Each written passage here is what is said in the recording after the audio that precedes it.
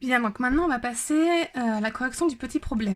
Première chose, si le périmètre il fait 23 et que j'ai un segment qui mesure 9, je vais déjà calculer ce qui va me rester pour avoir AC et BC. Donc je vais tout simplement faire 23 cm moins 9 cm, du coup il me reste 14.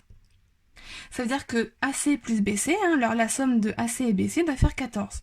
Alors j'ai plein de possibilités, 7 et 7 ça fait 14, 5 et 9 ça fait 14, 6 et 8 ça fait 14.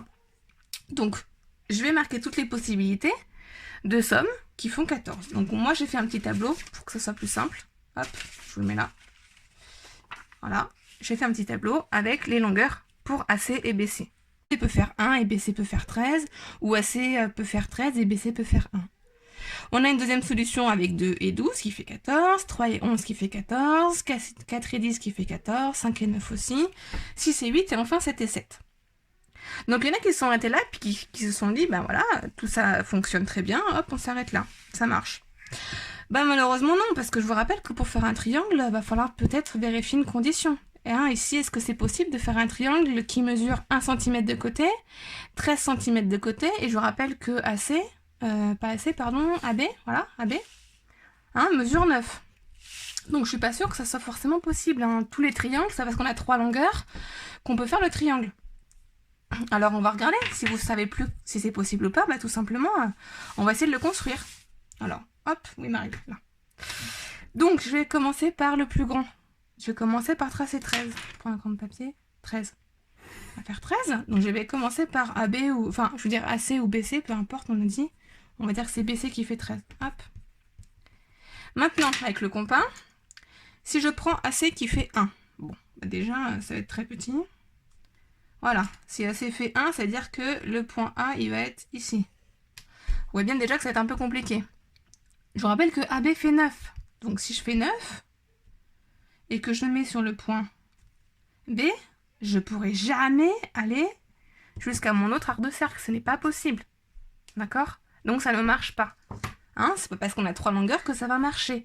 Je vous rappelle qu'on a fait la leçon, sur l'inégalité triangulaire qui permet de savoir si un triangle est possible ou pas. Donc je vous la rappelle, il faut que le plus grand côté soit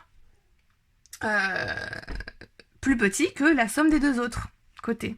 Ou que les deux plus petits côtés fassent plus grand, que leur somme soit plus grand que le plus grand côté pour que ça marche. Sinon, vous voyez bien que là, ça marche pas. Les deux plus petits côtés, leurs sommes, elles sont plus petites. Si je prends du coup 1 et 9, 1 et 9, ça fait 10, ça sera plus petit que 13, donc ça marche pas. Je ne peux pas faire mon triangle ici. Donc du coup, il va falloir qu'on regarde dans notre tableau quand est-ce que le triangle est constructible et quand est-ce qu'il ne l'est pas. Donc pour 1 et 13, on a vu que ça peut pas. Donc au lieu de faire les figures à chaque fois, qui est une perte de temps, on utilise l'inégalité triangulaire qu'on a vue. Donc, je rappelle, donc on additionne les deux plus petites, donc c'est 1 et 9, je rappelle que AB fait 9. Donc 1 plus 9, ça fait 10, et 10 est plus petit que 13. Donc, c'est pas possible. Il faut que les deux plus petites longueurs soient plus grandes que la plus grande longueur pour que ça marche. Donc là, ça marche pas. Je fais pareil pour 2 et 13. Pour 2 et 12, pardon. Donc 2 et 12. Je prends les deux plus petites longueurs. Donc j'ai 2, 12 et puis j'ai 9. Donc je vais faire 2 plus 9 qui me fait 11. Mais 11, il est plus petit que ma plus grande longueur qui est 12, donc ça va pas non plus marcher. Je vais continuer avec 3 et 11. Donc j'ai 3, 11 et j'ai 9. Les deux plus petites longueurs, c'est 3 et 9, donc je fais la somme des deux plus petites. 3 et 9, ça fait 12. Ma plus grande longueur, du coup, c'est 11, et je vois bien que mon 12 est plus grand que ma plus grande longueur qui est 11. Donc du coup, là, ça va bien marcher, je pourrais faire mon triangle. Je fais pareil pour les autres. Pour 4 et 10, ça marche aussi. Puisque 4 et 9, les deux plus petites longueurs, ça fait 13, et 13, c'est plus grand que ma plus grande longueur qui est 10, donc ça marche. Pareil pour 5 et 9, ça va marcher. Pareil pour 6 et 8, et aussi pour 7 et 7. Donc on avait 1, 2, 3, 4, 5 solutions possibles. Donc ces deux-là, ce n'est pas possible. On ne peut pas faire un triangle. Donc voilà pour le petit problème. La conclusion, hop, je l'ai écrite ici. On a donc les 5 solutions qui sont ici. Maintenant, on va passer à l'exercice, qui était pas très compliqué, sauf peut-être la question 3, on va voir. Alors, la figure, elle n'est pas en vraie grandeur. Donc, on va se baser sur les codages. C'est bien ce que je vous ai dit. Quand une figure n'est pas en vraie grandeur, on regarde les codages. On a des codages pour les angles, pour les côtés. Première chose, je vous demandais de calculer la mesure de l'angle FEK, c'est-à-dire FEK, celui-là. Donc qu'est-ce qu'on a? On a la mesure de cet angle-là et de celui-là. Bon, je vous rappelle que la somme des angles dans un triangle fait toujours 180. Donc là, je vais appliquer la leçon. Je vais calculer l'angle FEK. Donc l'angle FEK, on écrit les calculs sur une seule ligne parce qu'on est grand. Donc ça fait 180 moins, entre parenthèses, 77 degrés plus 46 degrés. Hein, je fais donc la somme moins les deux qui sont là pour trouver celui-là. Je calcule. Hop. Ça fait donc 180 degrés moins 123. Et du coup, FEK, ça fait donc 57 degrés. Donc je peux le noter ici, parce que j'en aurai peut-être besoin pour après. Hop. Je sais qu'ici, ça fait 57. Voilà. Là, il n'y avait rien de compliqué. Il fallait juste se rappeler que la somme de 3 angles dans un triangle, là, ça fait toujours 180 tout le temps. Maintenant, je vais calculer la mesure de l'angle FKG. Donc FKG, c'est celui-là. Donc celui-là, on ne sait pas combien il mesure. On a celui-là et on a celui-là. Donc on va travailler dans ce triangle qui est ici. Voilà. Et on voit que ici et ici, c'est le même codage. Donc, c'est le même codage, c'est-à-dire qu'on sait que ici, ça fait 57. Bon, le seul problème, c'est qu'il nous manque l'angle qui est ici et l'angle qui est ici.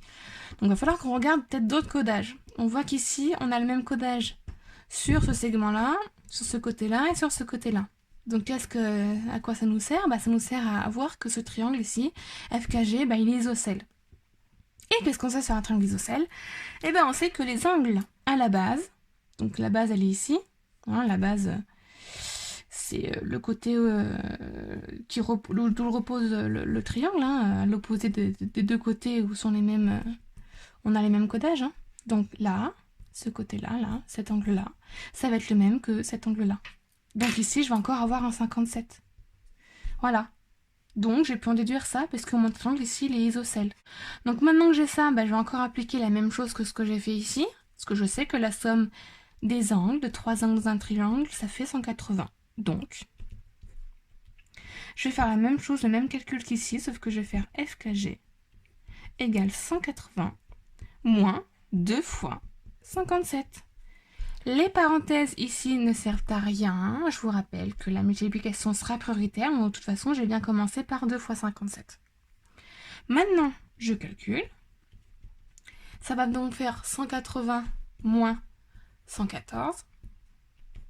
Et du coup, FKG va faire 66 degrés. Tout simplement. Rien de compliqué. On applique à chaque fois la même chose. Donc ici, j'ai 66 degrés.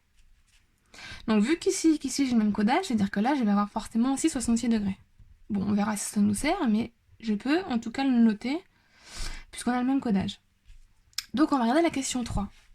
La question 3, j'ai pas demandé de faire la figure. Il y en a qui m'ont fait la figure et qui m'ont dit, oui c'est aligné, quand je fais la figure, ça s'aligne.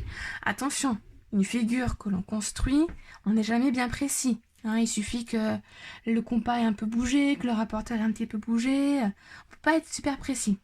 De toute façon, je ne vous ai pas demandé de construire la figure ici, je vous ai demandé de la construire ici. Donc, il ne faut pas raisonner sur la figure.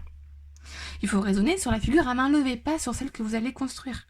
Donc, on va raisonner avec tout ce qu'on a fait jusque-là. On a fait des calculs ici, c'est peut-être pas pour rien. Donc, si les points E, K et H sont alignés, ça veut dire que l'angle qui est ici, ça doit faire 180, puisque je vous rappelle qu'un angle plat, ça mesure 180 degrés.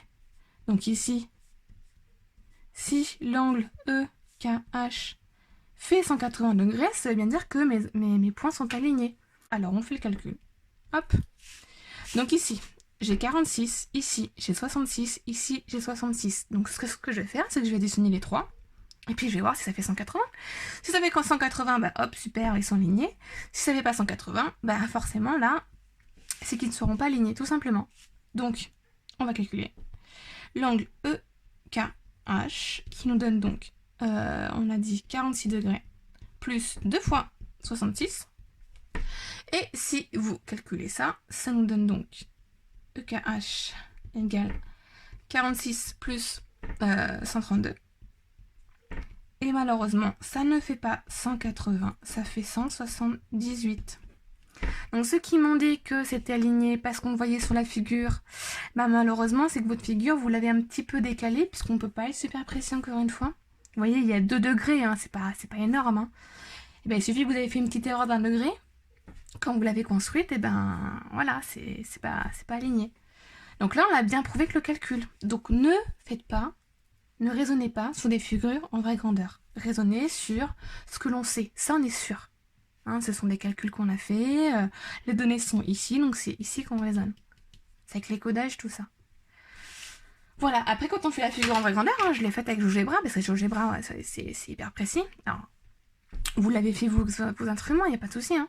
Moi je l'ai fait avec GeoGebra pour bien vous montrer que si je mets ma règle, ici par exemple, hop, bah, vous voyez qu'ils ne sont pas alignés. Hein. Pas du tout, hein. Je peux la mettre dans l'autre sens. Je suis pas alignée avec KH, hein. Hop, bah ça passe pas par E. Hein, c'est pas aligné. Pas du tout. Il y a 2 degrés. Et 2 degrés, quand on le fait nous à la main, bah on le voit pas forcément. Donc, hop, avec le calcul, on le voit bien. Donc voilà ce qu'il fallait répondre pour l'exercice.